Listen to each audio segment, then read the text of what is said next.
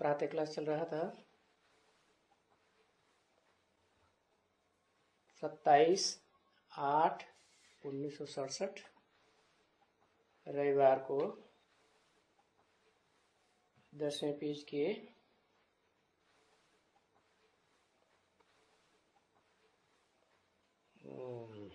मध्याह्न में बात चल रही थी कि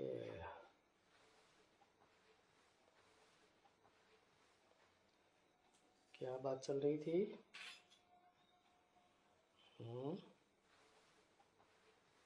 बात चल रही थी कि बाप तो इस समय राजाओं का राजा तुमको आकर बनाते हैं,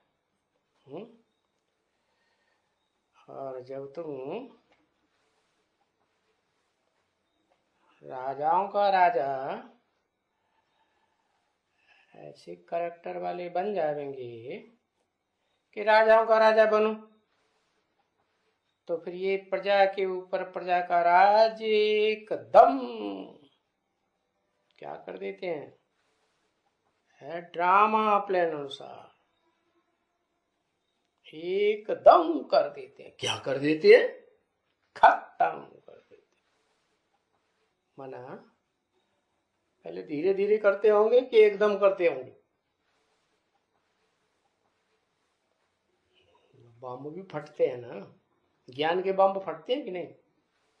वो पहले धीरे धीरे फटते होंगे कि सारे इकट्ठे फट पड़ते होंगे धीरे धीरे, पर लास्ट में जाके परमात्मा प्रत्यक्षता बम फट पड़ता है, सब खत्म। तो एकदम ड्रामा प्लान अनुसार ये प्रजा के ऊपर प्रजा का राज्य प्रजातंत्र खत्म कर देते।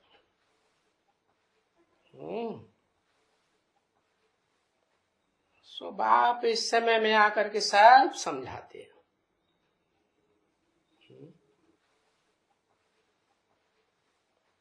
कौन बाप आके समझाते हैं? इसमें समझाने की बात क्या है?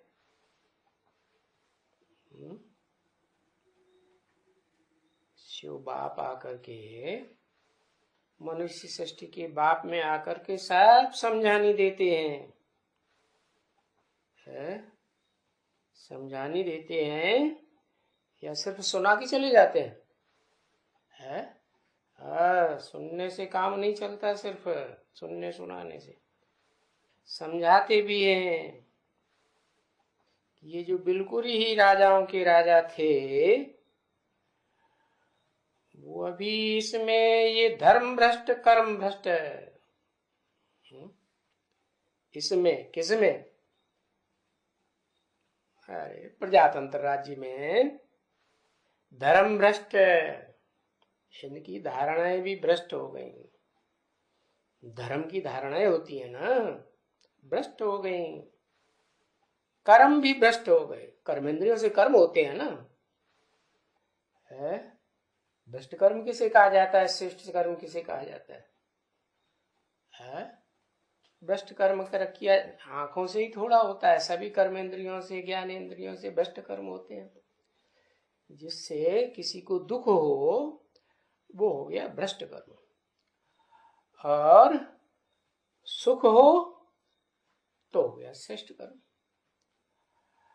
और वो ज्ञानेंद्रियों से भी होता है तो भ्रष्ट इंद्रियों से भी होता है। उसका मूल है क्या?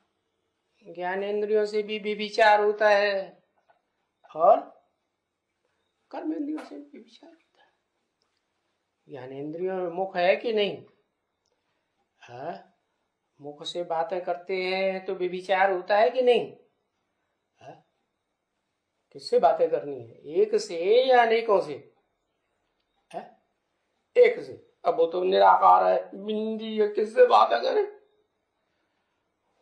कोई देखने में आता है, मालूम पड़ता है क्या? है विश्वास कैसे हो? हाँ, सागर में आया। अच्छा, जब सागर में आया है, वो भक्त लोग कहते हैं पीपल के पत्ते में सागर में आया। है? जब पूछा जाए तब बताओ। तो वो तो कृष्ण को भगवान मान लेते हैं कि जब सतयुग शुरू हुआ तो पहले कृष्ण आया, लेकिन वो कृष्ण आते ही आते इस दुनिया में क्या शुरू करता है? हाँ? चलो कर्मेंद्रियों से नहीं तो ज्ञानेंद्रियों से क्या शुरू कर देता है? हाँ? क्या करता है? दृष्टि लेना, दृष्टि देना, कर्मेंद्रियों का काम शुरू कर देता है। तो वो कोई भ्रष्ट कर्म हुआ क्या है? अच्छा, कर्मेंद्रियों से कर्म करने से जो संतान पैदा होगी, होगी या नहीं होगी? होगी। वो कैसी संतान पैदा होगी? ज्ञानेंद्रियों से बल देवताएं ज्ञानेंद्रियों से कर्म करते हैं, ज्ञानेंद्रियों संतान पैदा करते हैं। उतरती कला की संतान पैदा होगी या चढ़ती कला की संतान पैदा होगी? उतरती कला की संतान पैदा होगी। और वो उसने शुरुआत कर दी तो सारी सृष्टि जन्म जन्मांतर नीचे ही उतरती रहेगी कि चढ़ेगी? कभी नीचे ही उतरती रहेगी। तो कलयुग के अंत में तो ये राजाओं का राज्य तो खत्म हो जाता है। प्रजा के ऊपर प्रजा का राज्य शुरू हो जाता है। तो ये जो कर्मेंद्रियों से जो भ्रष्ट कर्म होते हैं द्वापर युग से, क्योंकि द्वापर युग तो है ही रजो प्रधान युग, रजो प्रधानता से कर्मों की शुरुआत होती है। क्या? कर्मेंद्रियों के द्वारा। उससे पहले देवताएं कर्म करते थे कर्मेंद्रियों से? नहीं, ज्ञानेंद्रियों का कर्म होता था, कर्मेंद्रियों का तो कर्म नहीं होता था। अभी तो कर्मेंद्रियों से भी भ्रष्ट बन पड़े। इब्राहिम आता है 2500 साल पहले, क्योंकि उससे पहले तो 2500 साल स्वर्ग था इस सृष्टि पर, हेवनली गॉड फादर ने स्थापन किया। फिर ये मनुष्य गुरु आते हैं ना, देह अभिमानी, तो ये कर्मेंद्रियों का काम शुरू करते हैं। ये भ्रष्ट इंद्रियां कही जाती है ना, कर्मेंद्रियां भ्रष्ट इंद्रियां हैं या श्रेष्ठ इंद्रियां? भ्रष्ट इंद्रियां। तो इन भ्रष्ट इंद्रियों से जो कर्म करते हैं वो भ्रष्ट कर्म करते हैं या श्रेष्ठ कर्म करते हैं? भ्रष्ट कर्म करते हैं। अच्छा, वो जो मुसलमानों में कथा आती है, आदम ने बॉडी के बीच का फल खाया, फल खा के आनंद लिया, तो वो भ्रष्ट कर्म किया या श्रेष्ठ कर्म किया है? क्या कर्म किया? भ्रष्ट कर्म किया। बाप है, श्रेष्ठ कर्म किया कैसे? भ्रष्ट कर्म किया तो कैसे किया और श्रेष्ठ कर्म किया तो कैसे किया है? हाँ, भले भ्रष्ट कर्मेंद्रियों से कर्म किया, लेकिन बलात्कार किया क्या? बलपूर्वक किया क्या है? कि जिसके साथ किया उसके साथ स्वेच्छा से किया, खुशी खुशी किया, तो खुशी खुशी किया तो खुशी मिली, आनंद तो मिला, लेकिन दुख दुख नहीं मिला, तो उसको भ्रष्ट कर्म करेंगे? नहीं कहेंगे। तो ये शुरुआत कर दी किसने? इब्राहिम ने। इब्राहिम ने शुरुआत की। वास्तव में इब्राहिम की आत्मा तो सात्विक आती है, अर्श से, आत्मलोक से। तो ये अदा क्या होता है? आदम ने भ्रष्ट कर्म किया। वाह भाई, ये तो कह रहे आदम ने भ्रष्ट कर्म नहीं किया, श्रेष्ठ कर्म किया, दुख नहीं दिया है। जिसके साथ भी कर्म किया तो उसकी स्वेच्छा से किया, खुशी खुशी किया। तो खुशी खुशी किया तो उसे बलपूर्वक कहेंगे? नहीं कहेंगे।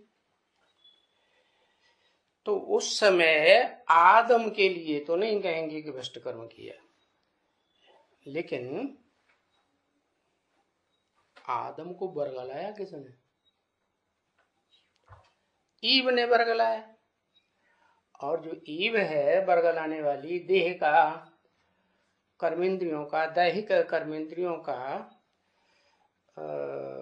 आरंभ करने वाली, तो वो देह अभिमानी है या आत्मा अभिमानी है? क्या कहेंगे? देह अभिमानी है। तब तो इच्छा हुई। तो वहां से गिरावट शुरू होती है। क्या? जब उसे कहते हैं देह अभिमानी धरणी। क्या? धरणी में 5 जड़ तत्व होते हैं या नहीं? चाहे पृथ्वी हो, जल हो, वायु हो, आकाश हो। पृथ्वी तो वो खुद ही है, सब कण कण में समाये हुए हैं। तो उसकी औलाद ये सारे विधर्मी धर्म पिता हैं। क्या? तो धर्म पिताएं तो पवित्र आते हैं या पवित्र आते हैं आत्मलोक से, सोल वर्ल्ड से पवित्र आते हैं। तो फिर निमित्त कौन बनता है साकार में?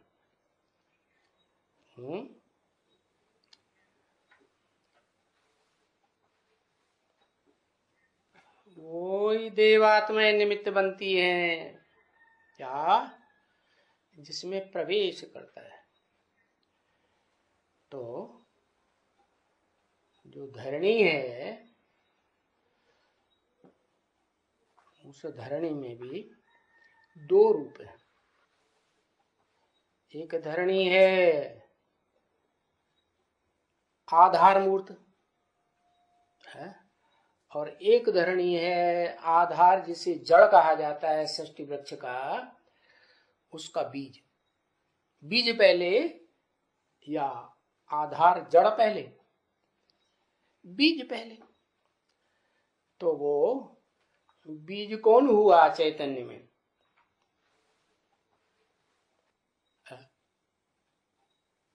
अरे बोलो बोलो। जगदम्बा, धरणी, धरणी माता। तो वो बीज जो है उसका, उससे पैदा होने वाली जो रचना है, जड़ है,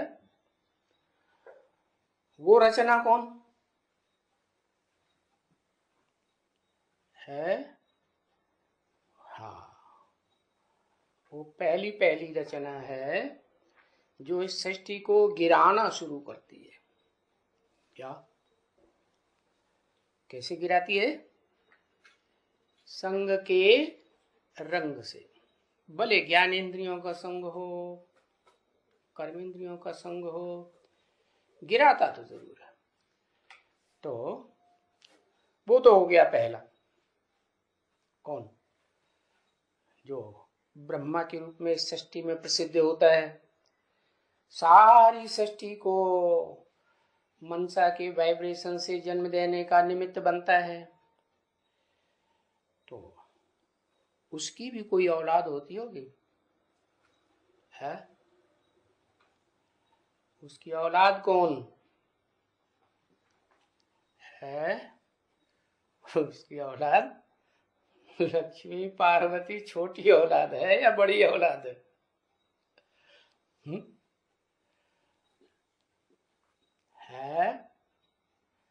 छोटी है या बड़ी है? वो तो छोटी है। जो बड़ी है वो है जिसे जड़ कहते हैं, बीज भी कहते हैं, उसको कहते हैं माया, बड़ी बेटी। क्या क्या नाम दिया? माया, बड़ी बेटी। तो वो बड़ी बेटी जो है उसको माया जिसको कहा जाता है, माँ माने नहीं संस्कृत में, आया माने आया। ना आया होता माया रूपी रावण तो ज्यादा अच्छा था, लेकिन वो आ जाता है। तो शुरुआत कहां से हो गई? कौन सी आत्मा से शुरुआत हुई? किसमें आया माया? पहले पहले माया किसमें आया? जगदम्बा में आया। और जगदम्बा में माया कहां से आया? जगदम्बा में किसने, वो सब नाम धाम नहीं। जगदम्बा में किस में आया, कहां से आया? जगदम्बा में कहां से आया? क्योंकि जो अम्बा होती है, वो जो अम्बा होती है वो तो बच्चों को पैदाइश करने वाली होती है। बच्चों की पैदाइश करते करते उसमें तो क्या इतनी बुद्धि की पावर, इतनी मन की पावर, इतनी इंद्रियों की पावर नहीं रहती है। बच्चे पैदा करने से माताएं बुद्धि हो जाती हैं तो उनकी बुद्धि भी काम नहीं करती, मन भी काम नहीं करता उतना। तो उसको किसने बरगलाया है? जिसने बरगलाया वो कौन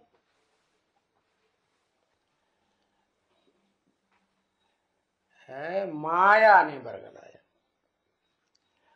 और माया ने जो बरगलाया, वो माया तो बेटी है ना, है? द्वापर से आती है। तो माया किसकी रचना है? हाँ, बीज रूप माया होगी तो उसकी रचना है।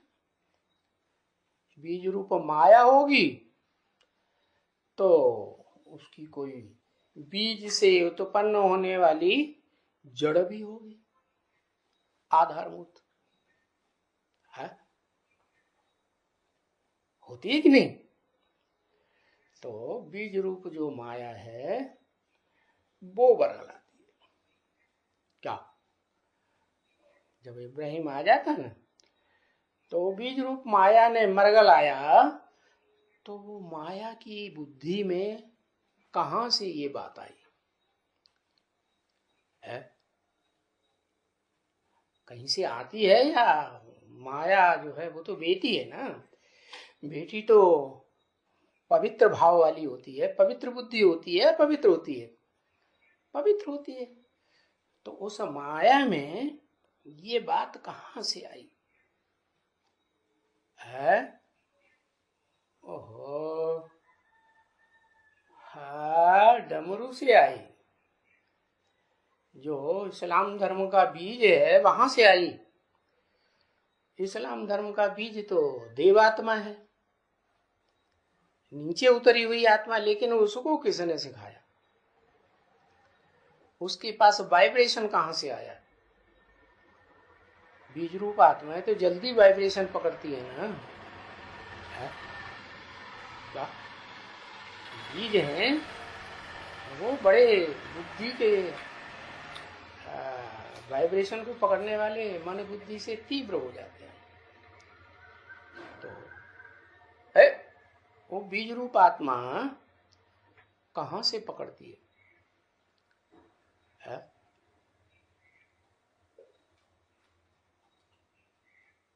है?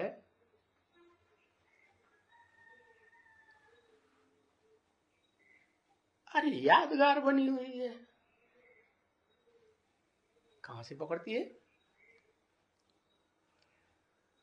संगम युग की शूटिंग पीरियड में भी पकड़ा होगा, नहीं पकड़ा होगा है? शूटिंग नहीं होगी तो बड़ा ड्रामे में कहां से आएगा? शूटिंग पीरियड में भी प्रसिद्ध है क्या? योग माया मंदिर। कैसी माया है? योग लगाने वाली क्या? लेकिन माया भी योग है क्या? अच्छा है या खराब है? योग लगाने वाला जो योग है वो श्रेष्ठ योग कौन सा होता है? अव्यभिचारी या व्यभिचारी? अव्यभिचारी योग अच्छा होता है। और योग भी व्यभिचारी हो जाए, योग माने लगाव, लगन, अटैचमेंट, वो व्यभिचारी हो जाए तो फिर दुखदाई होगा या सुखदाई होगा? क्या होगा? दुखदाई होगा। तो बीज रूप जो माया है वो ये वाइब्रेशन कहां से पकड़ती है? उस वाइब्रेशन को पकड़ाने वाला कौन? कौन सी आत्मा है? अरे कौन सी आत्मा? कोई आत्मा होगी ना जिसकी बुद्धि में ये बात होगी कि जो सृष्टि है सृष्टि की पैदाइश सुख लेने से ही होती है क्या? चाहे वो ज्ञान इंद्रियों का सुख हो, चाहे कर्म इंद्रियों का सुख हो, तो कोई आत्मा इस सृष्टि पर ऐसी है जो पहले पहले नंबर की है क्या? इब्राहिम, वो इब्राहिम की आत्मा में ये वाइब्रेशन है ही नहीं क्या कि ज्ञान इंद्रियों से भी कोई सृष्टि पैदा हो सकती है? नहीं है। उसकी बुद्धि में तो यही है, आत्मा में संस्कार भरा हुआ है कि ये सृष्टि जो है वो कर्म इंद्रियों के सुख से चलती है, और कर्म इंद्रियों में मुख्य कर्म इंद्रिय है काम इंद्रिय। तो वो वाइब्रेशन को पहले पहले कौन पकड़ लेती है? आत्मा। कोई आत्मा है जो पहले पहले पकड़ती है? माया पकड़ती है। और माया तो बेटी है, फिर कैसे पकड़ती है? पवित्र बुद्धि है? मन बुद्धि पवित्र है और देह भी पवित्र ही होगी या पवित्र होगी? देह भी पवित्र, सुंदर होगी या भौड़ी होगी? सुंदरी होगी। तो वो कैसे पकड़ती है? अरे उस माया की कोई रचना है?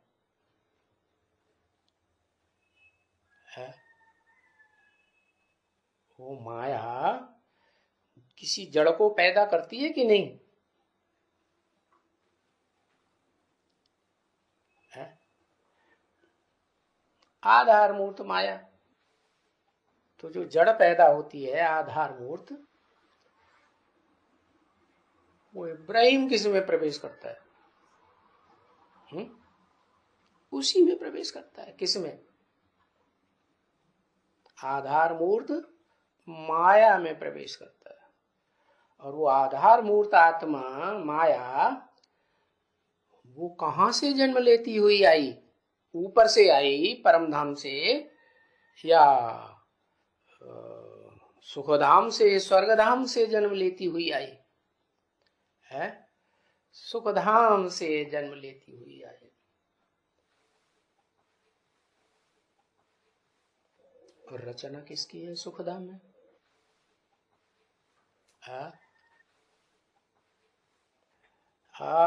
रचना है पहले नारायण की, कृष्ण की रचना है। जो कृष्ण वाली आत्मा है दृष्टि से सुख भोगती है, सृष्टि चालू कर देती है। तो दृष्टि से संगम युग में उसने क्या गड़बड़ किया होगा जो नहीं करना चाहिए है।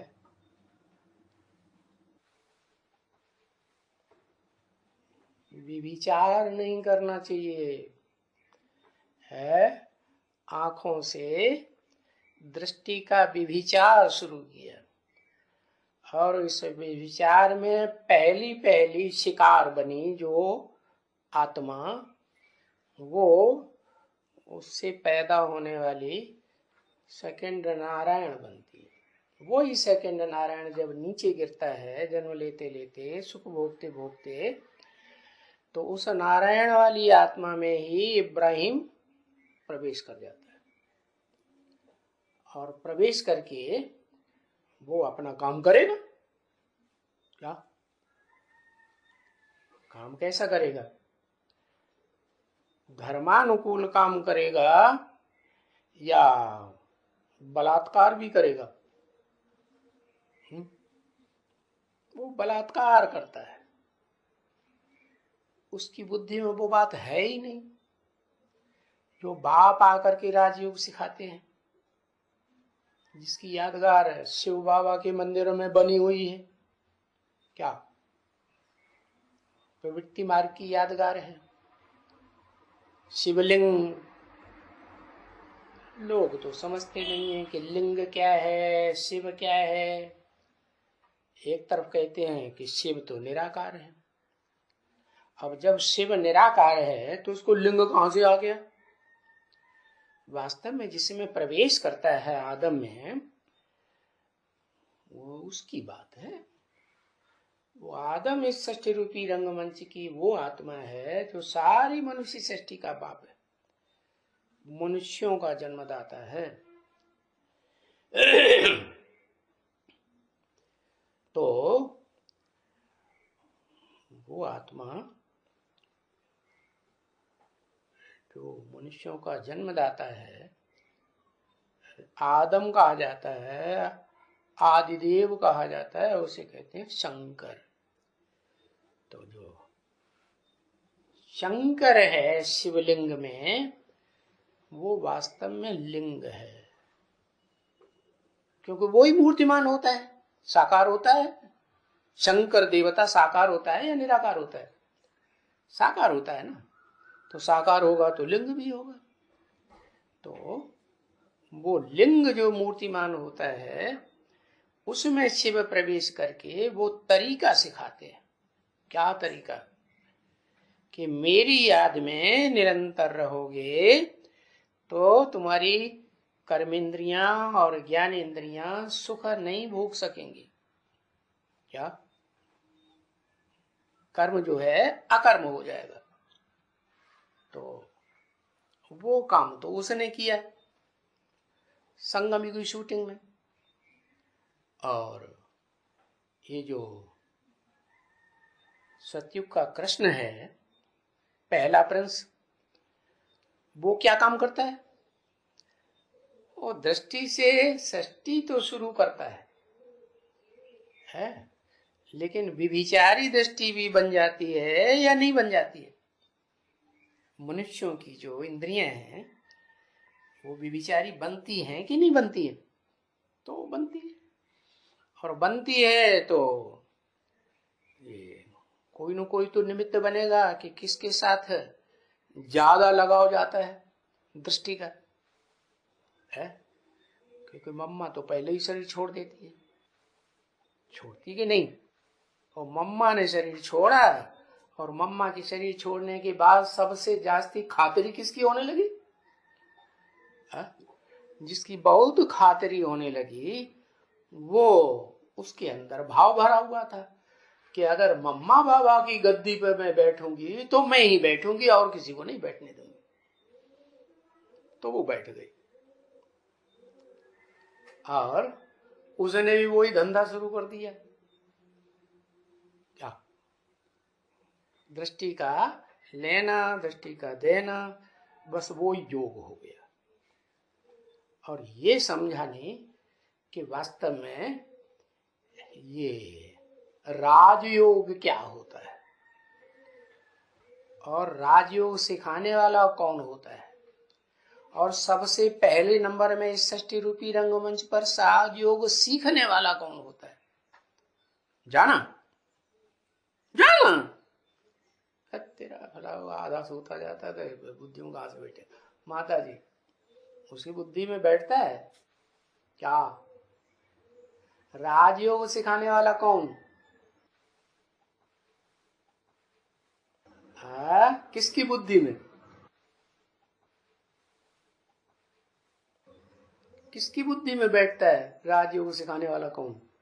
किसकी बात हो रही है? प्रभु,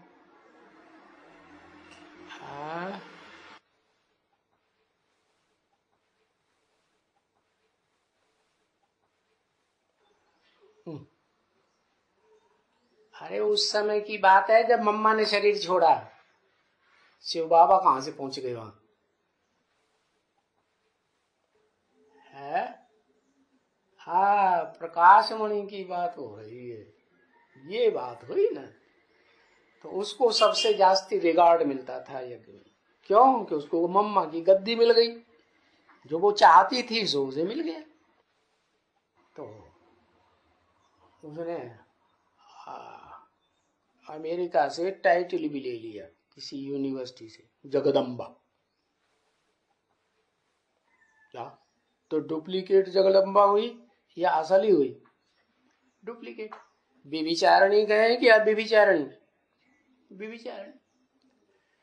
तो जिस बीज रूप आत्मा से जन्म लेती है, वो जन्म लेने वाली भी वैसी होगी, वर्ल्ड मदर बन तो गई है, विभिचारणी होगी या विभिचारणी होगी? विभिचारणी। तो वही आत्मा जन्म लेते लेते सतयुग से त्रेता तक, त्रेता से कलयुग तो बाद में आएगा, पहले द्वापर युग आता है ना। तो द्वापर के आदि में वो ही आत्मा निमित्त बनती है इब्राहिम का शरीर लेने के लिए। इब्राहिम की आत्मा जो पवित्र ऊपर से आती है ना, तो वो उसमें प्रवेश करती है। और जो आत्मा सतयुग के आदि प्रिंस की बुद्धि खराब कर सकती है, तो जो प्रवेश करेगी उसकी आत्मा बुद्धि खराब नहीं होगी है? तो वो धंधा शुरू हो जाता है। क्या? कर्मेंद्रिय का, कामेंद्रिय का, वहां से शुरुआत। और ये बच्ची तो बाद में पैदा होती है। कौन बच्ची है? माया बच्ची बाद में पैदा होगी, पहले पहले पैदा होती है। तो वो माया बच्ची जो है, वो तो बच्चे तो सब देख लेते हैं ना क्या हो रहा है, बुद्धि ज्यादा तीखी होती है तो भी पकड़ लेते हैं। ओ, उस बच्ची ने बात तो बुद्धि में आ गई है, और बच्ची बड़ी होती है। तो इस्लामियों की संख्या उस समय कम होती है या ज्यादा होती है? ज्यादा होती है? थोड़ी होती है, संख्या होती ही नहीं। अब उन्हें तो अपना भोजन चाहिए, सुख का, कर्म इंद्रिय का भोजन, और मिलता है नहीं कहीं ऐसा सुंदर देह का भोजन। अपनी लड़की, अपनी बहन, बस उनके ही ऊपर फिदा हो जाते। तो लड़की क्या करेगी है? वो क्या करेगी? अपनी दादी अम्मा को नहीं बताएगी है? दादी अम्मा को बताएगी कि नहीं? कौन है दादी अम्मा? दादी अम्मा तो बड़ा प्यार करती है बच्चों को। दादी अम्मा को प्यार होता है कि नहीं? बहुत प्यार होता है। तो कौन दादी अम्मा है? जगदम्बा। जगदम्बा की बुद्धि में बात आती है तो जगदम्बा जगदप्पा को बरगलाती है। वो तो पुरुष है? पुरुष की तो कमजोरी होती है क्या?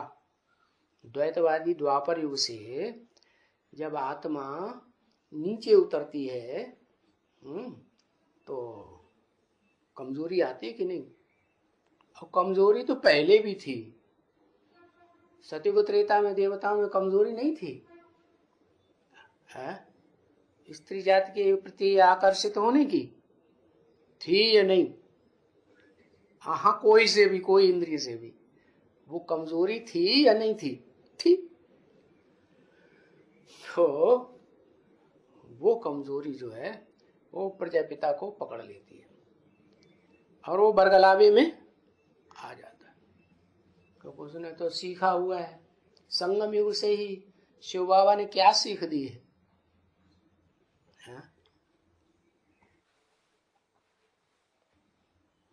राजयोग की सीख दी है, वो याद रहेगा। राजयोग, राजयोग का नाम निशान देवता सृष्टि खत्म होने से त्रेता युग के अंत में खत्म हो जाता है। याद में रह के कर्म करो। वह याद किसकी याद में रह के कर्म करेगा है? देव आत्माओं को त्रेता के अंतिम जन्म में याद रहता है कुछ? आधा विनाश हो जाता है। भगतड़ में कुछ याद रहेगा? कुछ भी याद नहीं रहता। तो एक बात बाबा ने सिखाई, एक ने कही दूसरे ने मानी, तो बस अब अपना अटैचमेंट तो है ही, पहले से ही है। तो बस बात मानने में क्या देर लगती है, मान ली। लेकिन जो संगम युग से प्रैक्टिस पड़ी हुई है राजयोग की, वो द्वापर युग शुरू होते ही एकदम खत्म हो जाएगी। राजयोग से राजाई करने की और श्रेष्ठ राजा बनने की प्रैक्टिस है या भ्रष्ट राजा बनने की प्रैक्टिस है? श्रेष्ठ राजा। तो वो आत्मा जो है वो तो बलात्कार नहीं करती, लेकिन शुरुआत कौन करता है बलात्कार की? देह का बल प्रयोग कौन करता है? देह की कर्मेंद्रियों का बल कौन प्रयोग करेगा? पहले द्वापर युग से, द्वैतवादी द्वापर युग से। हाँ, इब्राहिम किया तो। और उस हरकत को जो बुद्धि की तीखी बच्ची है उसने पकड़ा और उसने जाकर के दादी अम्मा को बता दिया। दादी अम्मा की तो औलाद है ना। कौन?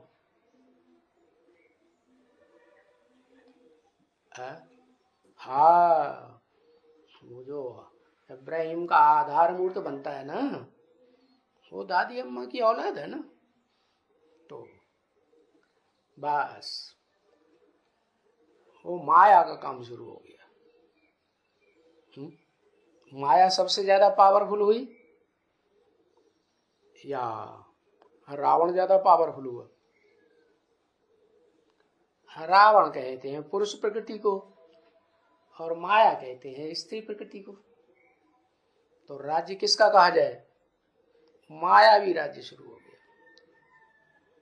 तो बताया वो मायावी राज्य शुरू होते होते 2500 वर्ष के बाद नीचे नीचे गिरते गिरते एकदम सारी सृष्टि में वही मायावी राज्य शुरू हो जाता है। माया किसे कहते हैं? माया छुप के काम करने वाली होती है या प्रत्यक्ष काम करती है? छुप के काम। तो वो कर्मेंद्रिय से जो काम संसार में चल रहा है वो चोरी से चल रहा है।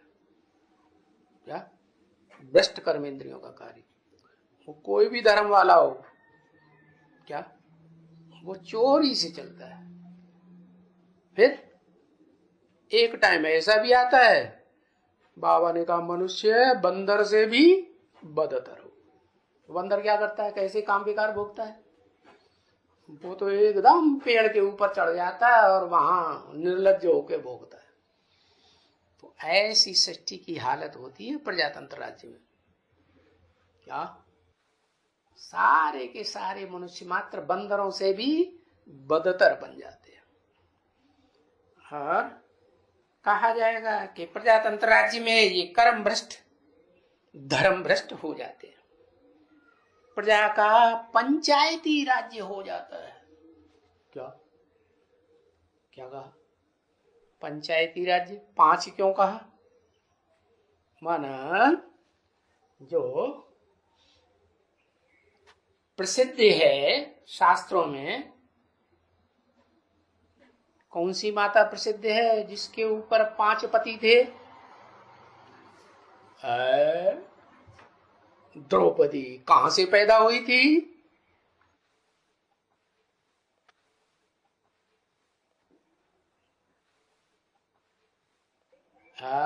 यज्ञ कुंड से। वो यज्ञ कुंड कहाँ है? शास्त्रों में तो लिख दिया अग्नि का कुंड था। अग्नि के कुंड में से स्वाहा स्वाहा किया तो एक बच्चा एक बच्ची पैदा हुई।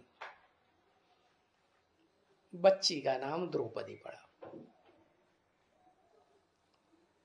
तो अब कोई अगर ये परंपरा शुरू हुई थी तो वो परंपरा आज क्यों नहीं देखी जा रही? कहीं यज्ञ कुंड से कोई बच्चा बच्ची पैदा हुआ आज का? सब अंधश्रद्धा की बात है। ये द्वापर युग से द्वैतवादी धर्मपिताएं आते ही हैं ये अंधश्रद्धा फैलाने के लिए। तो उस अंधश्रद्धा से प्रभावित होकर के ये जो भारतवासी देवताएं थे सतयुग त्रेता में, वो ऋषि मुनि तो बनते हैं, पवित्रता के उनके संस्कार तो हैं, कोशिश तो करते हैं पवित्र रहने की, लेकिन ये जो जो पावरफुल आत्माएं आती है ना, इब्राहिम बुद्ध क्राइस्ट वगैरह, इनके प्रभाव से प्रभावित होते रहते हैं। तो अब ये सृष्टि तो काजल की कोठरी होती जा रही है, काले कर्म की। दुनिया का सबसे बड़ा काला कर्म कौन सा हुआ जो छुप के किया जाता है?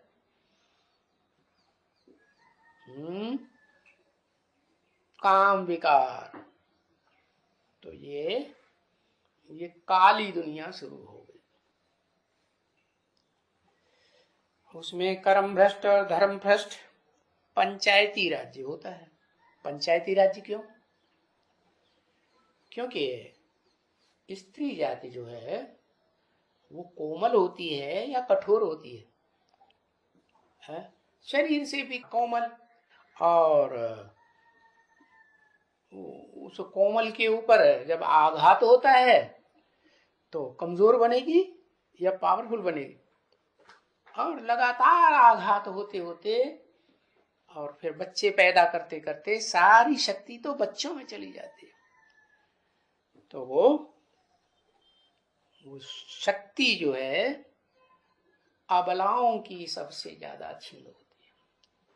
यहां तक कि कलयुग के अंत में आते आते स्त्री जाति पूरी अबला बन जाती। आ माने नहीं, बला माने बल वाली। और पुरुष प्रबल होते हैं, शरीर से भी, मन से भी, बुद्धि से भी। तो वो तो अपना धंधा करना, दुर्योधन दुष्ट युद्ध करना, सुख तो भोगते हैं, लेकिन जिसके साथ सुख भोगते हैं वो दुष्ट युद्ध जरूर करेंगे, बलात्कार जरूर करेंगे। तो वो कलयुग के अंत में आकर के जो कर्म भ्रष्ट धर्म भ्रष्ट सरकार बनती है, जहां कंट्रोल करने वाले कोई राजा तो होते नहीं है। क्योंकि राजा तो बनते ही हैं तब जब राजयोग भगवान आकर के सिखाते हैं, जिस योग में राज भरा हुआ है। योग माने लगाव, अटैचमेंट। क्या राज भरा हुआ है? माम एकम याद करो। क्या करो? मुझे एक को याद करो। कोई दूजम को याद किया तो राजा कमजोर बनेंगे या पावरफुल बनेंगे? कमजोर राजा बन जाते। तो कोई तो ऐसा होगा जिसने पूरा बात को फॉलो किया हो। क्योंकि शिव तो आते हैं, वो तो निराकार है, वो निराकार तो कैसे बताएगा बात राजयोग की? तो वो तो जिसमें प्रवेश करते हैं उसका नाम ब्रह्मा देते हैं। ब्रह्म माने बड़ी, माँ माने माँ। अब ब्रह्मा के शास्त्रों में मुख 5 दिखाए गए हैं, है ना। 5 मुखों में 4 मुख तो 4 दिशाओं की तरफ हैं, वो देखने में आते हैं। लेकिन ऊपर वाला जो मुख था, ऊर्ध्वमुखी मुख, वो काट दिया गया। क्यों? क्योंकि उस मुख ने, ब्रह्मा के मुख से जो वेदवाणी निकली, उन वेदों की भर्त्सना करना, ग्लानि करना शुरू कर दिया। इसीलिए गीता में लिखा हुआ है, त्रैगुण्य विषया वेदा निस्त्रैगुण्यो भवा अर्जुन। हे अर्जुन, हे आदम, तू क्या कर, ये जो वेद है ना, ब्रह्मा के मुख से निकले हुए, 4 मुखों वाले ब्रह्मा के मुख से निकले हुए, ये 3 गुणों से भरे पूरे हैं। क्या? कौन से 3 गुण? सतरज तम। ये 3 गुणों में जरूर गिराएंगे। कर्मकांड सिखाते हैं ना वेद, यज्ञ करो, ये करो, यो करो, वो स्वाहा करो, स्वाहा, ये दुनिया भर के कर्मकांड बने हुए हैं। ये सब अंधश्रद्धा सिखाने वाले। तो जो ऊर्ध्वमुखी सरहद है ना, उसने तो सारा भंडाफोड़ कर दिया। ब्रह्मा के मुख से निकले हुए ब्रह्म वाक्य, जिसे वेद वाक्य कहते हैं, उसका भंडाफोड़ कर दिया। अच्छा चलो, वो तो भंडाफोड़ किया, फिर असलियत कुछ होगी कि नहीं होगी? तो असलियत वही ऊर्ध्वमुखी ब्रह्मा, वही आत्मा है जो आदम वाली आत्मा कही जाती है, अर्जुन कही जाती है। उसी अर्जुन के शरीर रूपी रथ में शिव बाप आकर के पहले प्रवेश करते हैं। अव्वल नंबर का अर्जुन। अर्जुन भी नंबर वाले हैं। धन का अर्जन करने वाले को अर्जुन कहा जाता है। ये तो ज्ञान धन की बात है। तो जिसने ज्ञान धन का अखूट भंडार निराकार शिव से अर्जित किया, वो अर्जुन ये कर्मकांड की बातों को खारिज कर देता है, वेदों को खारिज कर दिया। तो फिर अब वेदों को मानने वाली तो प्रजातंत्र सरकार है कि आज की दुनिया में, कि नहीं है? वेदों को बहुत मानते हैं। ढेर सारे स्कूल खोले हुए हैं, नाम रख दिया गुरुकुल, और उनमें 3-3 घंटे वेद का पाठ होता है, वो कंपलसरी है। अरे भाई, ये कोई नहीं जानता है कि भगवान ने जो आकर के गीता ज्ञान सुनाया, वो गीता ज्ञान किसके द्वारा सुनाया था? वो गीता श्रीमद् भगवत गीता भगवान के द्वारा गाई हुई गीता पहले है या वेद पहले है? वो कोई नहीं जानता। वास्तव में जो 4 मुखों वाला ब्रह्मा संसार में प्रसिद्ध होता है, उससे भी पहले वो ऊर्ध्वमुखी ब्रह्मा था। कहाँ? ओम मंडली में, ब्रह्मा कुमार कुमारों की दुनिया में। जिस ओम मंडली में उस ब्रह्मा के तन में प्रवेश करके है, उस अर्जुन के तन में प्रवेश करके उसका नाम भी दिया था ब्रह्मा। लेकिन वो पहले नंबर का ब्रह्मा हुआ या नंबरवार हुआ? पहले नंबर। इसलिए मुकर्रर रथ है वो सृष्टि रूपी रंगमंच पर। आदि में भी वो आत्मा मुकर्रर है, उसका रथ मध्य में भी मुकर्रर है, और सृष्टि के अंत तक भी, जब तक सृष्टि का विनाश हो, वो तन ही मुकर्रर रहता है। तो बताया, ये धर्म भ्रष्ट कर्म भ्रष्ट राजाओं की सरकार है, जो राजा भगवान ने आके बनाया था। क्योंकि भगवान का नारा ही है क्या? स्वतंत्र रहो। स्व माने आत्मा, तंत्र माने शासन। आत्मा के शासन में रहो। क्या किसी देहधारी के अंडर में अधीन होके नहीं रहना। तो राजा स्वाधीन होता है या राजा में राज्य में पलने वाले कोई और स्वाधीन होते हैं? क्यों रानी स्वाधीन नहीं होती? रानी भी राजा के अधीन होती है। तो ये राजयोग राजाओं को जो जन्म जन्मांतर सतयुग के आदि से लेकर के कलयुग के अंत तक राजाएं बने हैं, उनको किसने सिखाया?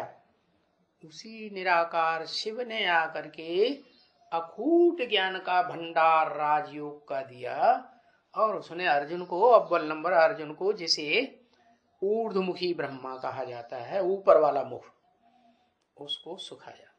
लेकिन जब सिखाया था तब प्रवेश किया ना, तो उस ब्रह्मा को पता ही नहीं रहता है कि किसने प्रवेश किया।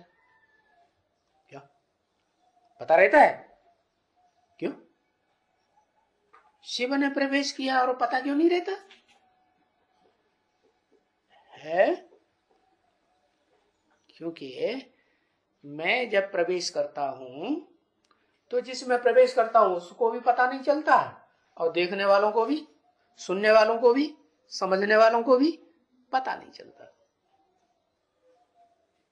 जैसे दादा लेखराज ब्रह्मा में शिव प्रवेश करते थे तो कोई को पता चलता था? नहीं, मुरली में तो आया है, क्या इन ब्रह्मा को भी पता नहीं चलता? तो जब पता ही नहीं चला तो जो शास्त्रों की पुरानी बातें चली आ रही हैं ज्ञान ध्यान की, वही बात बुद्धि में बैठी होगी कि दूसरी बात बैठी होगी? वही बात बुद्धि। और उसको ये तो पता चल गया कि दादा लेखराज ने साक्षात्कार भक्ति मार्ग के होने के बाद अपने गुरु से जानकारी ली, क्योंकि 12 गुरु जिंदगी में किए थे, उन गुरुओं की तफ्तीश की, कोई तो जिंदा होंगे। तो किसी ने उनके साक्षात्कारों का समाधान नहीं किया। वो भटकते भटकते आखिर विद्वान पंडित आचार्यों से पूछने लगे, वाराणसी तक पहुंचे, जो ज्ञान का भंडार मानी जाती है दुनिया में, एक ही नगरी। वहां भी विद्वान पंडित आचार्यों सन्यासियों से पूछा, किसी ने नहीं बताया। फिर उसके दिमाग में आया कि हमारी दुकान का जो भागीदार था ना, जिसको हमने अपने हीरों की सारी दुकान सौंप दी थी, इस विश्वास के आधार पे ये सच्चा आदमी है और बड़ा विद्वान होशियार है, उससे तो जाके पूछें। तो उससे जाके पूछा तो उसने बता दिया, 4 और 5 प्रकार के जो साक्षात्कार हुए, क्लियर अर्थ बता दिया। तो ब्रह्मा बाबा को, दादा लेखराज को पसंद आ गया और उनको पक्का निश्चय बैठ गया। एक बात पर तो पक्का ही निश्चय बैठ गया कि मैं सतयुग का पहला प्रिंस कृष्ण हूं और अभी इस कलयुग के अंत में मुझे ब्रह्मा का पार्ट बजाना है। जो संसार में ब्रह्मा के नाम से 4 मुखों वाला ब्रह्मा प्रसिद्ध होता है, वो ब्रह्मा के रूप में सफेद पोष पार्ट मेरा, पक्का निश्चय बैठ गया। तो जिसमें प्रवेश किया पहले पहले, उसको तो पता ही नहीं है क्या कि षष्ठी रूपी रंगमंच पर मेरा क्या पार्ट है। हाँ, शास्त्रों के आधार पर ये बुद्धि में बैठा था, शिवोहम, जो ज्यादा पुरुषार्थ करे, जो शास्त्रों में ज्यादा होशियार बने,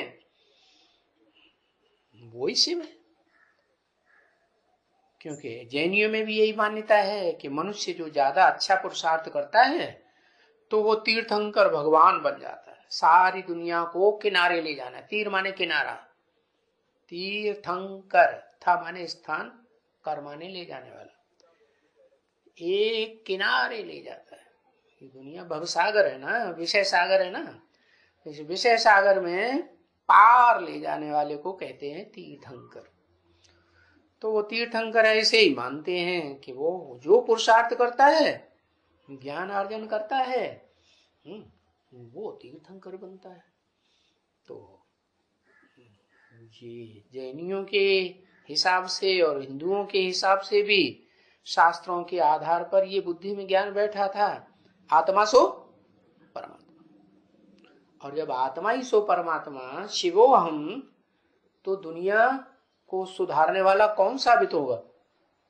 जो शिव है, जो आत्मा सो परमात्मा है, जो अपन को कहते हैं ब्रह्मास्मि, मैं ही ब्रह्मा हूं, सृष्टि का आदि कर्ता। तो उसका फिर फर्ज हो जाता है क्या? दुनिया को सुधारना फर्ज होता है कि नहीं, कि बिगाड़ना? तो फिर उसने दिमाग में, बुद्धि में बात तो आएगी ना, संग के रंग से ही सुधरते हैं और संग के रंग से ही बिगड़ते हैं। तो बस जो संग का रंग है वो कर्म इंद्रियों से लगाना, चाहे वो ज्ञान इंद्रियां हो, आंखें, चाहे वो मुख हो, और चाहे वो भ्रष्ट इंद्रियां हो, कर्म इंद्रियां, उनसे संग का रंग लगाना शुरू कर दिया। अमेरिका तक आवाज पहुंच गई। क्या क्या आवाज पहुंच गई? अखबारों में ये बात निकली कि कलकत्ते का एक जौहरी कहता है कि मुझे 300-400 कन्याएं मिल गई हैं, 16,000 चाहिए। अरे बाप रे! बस वो बात सिंध हैदराबाद में आग की तरह फैल गई है। और वहां तो सत्संग में वो जौहरी भी था, कलकत्ते वाला, बाबा का भागीदार।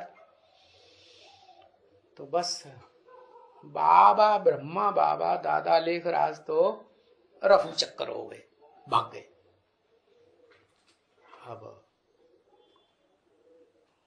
उनका तो बहुत ज्यादा मान मर्तबा था ओम मंडली में।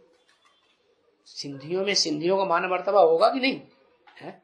सिंधी लोग उनको बहुत अच्छा समझते थे, क्योंकि जब सत्संग की शुरुआत हुई थी तो सिंध हैदराबाद वालों को ढेरों के ढेरों लोगों को साक्षात्कार होते थे। कृष्ण का साक्षात्कार होता था, फिर कृष्ण के साक्षात्कार के बाद तुरंत सफेद पोष का साक्षात्कार होता था ब्रह्मा के रूप में। तो उस समय साक्षात करके ढेर सारी आत्माएं वहां से सत्संग में हुजूम इकट्ठा होने लगा। और वो सारा का सारा सत्संग, ब्रह्मा तो बड़े धनवान थे, उनके तो ढेर सारे मकान भी थे, बड़े बड़े महल माड़ियां जैसे। तो उनमें ये धंधा चलता रहा। और जब विस्फोट हुआ तो सिंध के जो बड़े बड़े धनाढ्य लोग थे, जिनकी कन्याएं माताएं वहां आई हुई थी, वो तो बम फटाका कर देंगे। और ब्रह्मा बाबा गए भाग। तो लोगों की श्रद्धा तो ब्रह्मा बाबा के ऊपर थी सिंध हैदराबाद में।